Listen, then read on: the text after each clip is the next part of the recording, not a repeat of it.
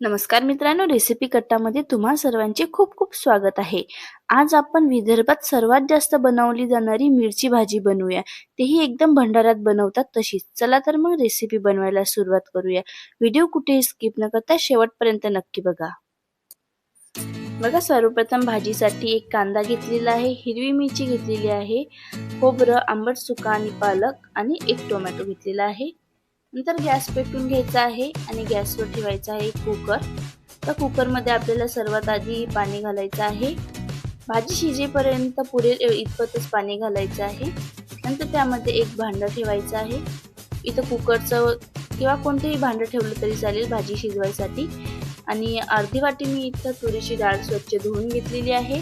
नंतर त्यामध्ये आपण चिरलेल्या सर्व भाज्या यामध्ये घालून घ्यायच्या ह्या।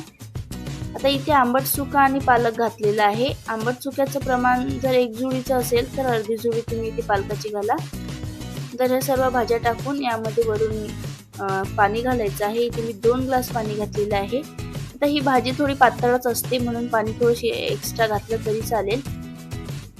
अशा प्रकारे इथे मी 2 ग्लास पाणी घातलेलं आहे आणि वरून आपल्याला हळद आणि चवीनुसार थोडं मीठ टाकायचं आहे आणि याला झाकण लावून एक 2 ते 3 शिट्ट्यामध्ये आपली भाजी शिजवून घ्यायची आहे। कुकर जर चांगला असेल तर 2-3 शिट्ट्यामध्ये आपली भाजी छान अशी शिजवून जाईल। आता भाजी शिजेपर्यंत एक वाटण तयार करूया।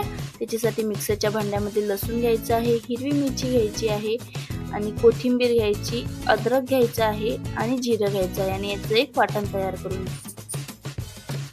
बघा, छान अशी आपली भाजी सुद्धा इकडे तयार झालेली आहे।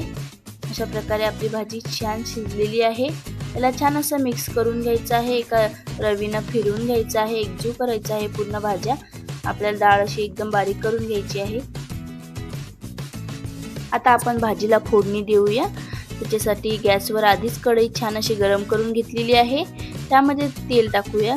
तेलाचं प्रमाण थोडं जास्तच टाका। इथे मी 4 पळ्या तेल टाकत आहे। जेवढी भाजी छान चमचमीत होईल तेवढी टेस्ट खूप छान लागते। नंतर तेल छान असं गरम झालं की टाकायचं 1 चम्मच मोहरी। नंतर आपण केलेलं वाटण, हिरव्या मिरचीचं वाटण यामध्ये टाकायचं आहे। आता हिरव्या मिरचीचं प्रमाण थोडं जास्तच लागणार आहे, कारण ही भाजी खूप छान अशी झणझणीत आणि तिखट असते, म्हणून हिरव्या मिरचीचं प्रमाण थोडं जास्तच वापरा। तुम्हाला आवश्यक असेल तेवढं तिखट टाकू शकता तुम्ही, पण या भाजीचं एक वैशिष्ट्य असं आहे की ही भाजी खूप जास्त तिखट असते, म्हणूनच याला मिरची भाजी असे म्हणतात। छान असं वाटण तेलात शिजवून घ्यायचं आहे। नंतर त्यामध्ये एक शेंगदाण्याचं आपल्याला मिक्सरमधून काढून बारीक असं कूट टाकायचं आहे आणि ते सुद्धा या मसाल्यामध्ये छान असं भाजून घ्यायचं आहे। आता हे शेंगदाण्याचं कूट आणि वाटण छान असं तेलामध्ये झाल्यानंतर त्यामध्ये आपण काही मसाले टाकूया। त्याच्यासाठी मी इथे कांदा लसूण मसाला घेतलेला आहे आणि गरम मसाला घेतलेला आहे, चवीनुसार मीठ घेतलेलं आहे आणि हळद। मीठ थोडं आधी टाकलेलं होतं, आणखी थोडंच टाकत आहे इथे। अशा प्रकारे हे सुद्धा छान असं मसाल्यामध्ये मिक्स करून घ्यायचं आहे।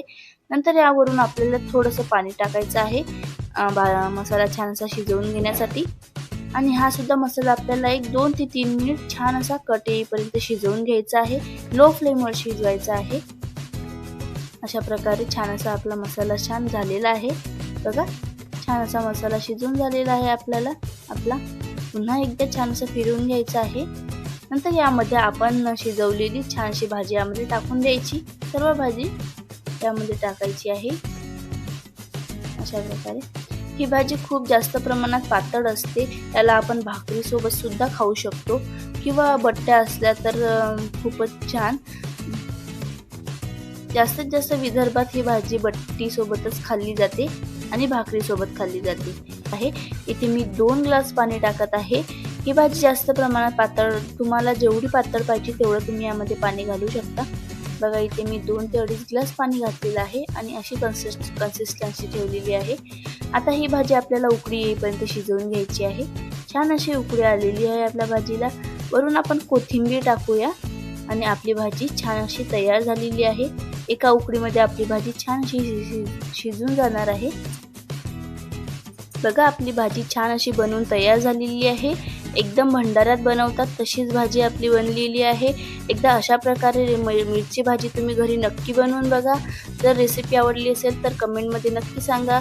व्हिडिओ आवडला असेल तर व्हिडिओला लाईक करायला विसरू नका, शेअर करायला विसरू नका आणि जर चॅनलवर नवीन असाल तर सबस्क्राईब करायला विसरू नका. तोपर्यंत पुन्हा भेटूया अशाच एका साध्या, सरळ आणि सोप्या रेसिपीसोबत. तोपर्यंत धन्यवाद.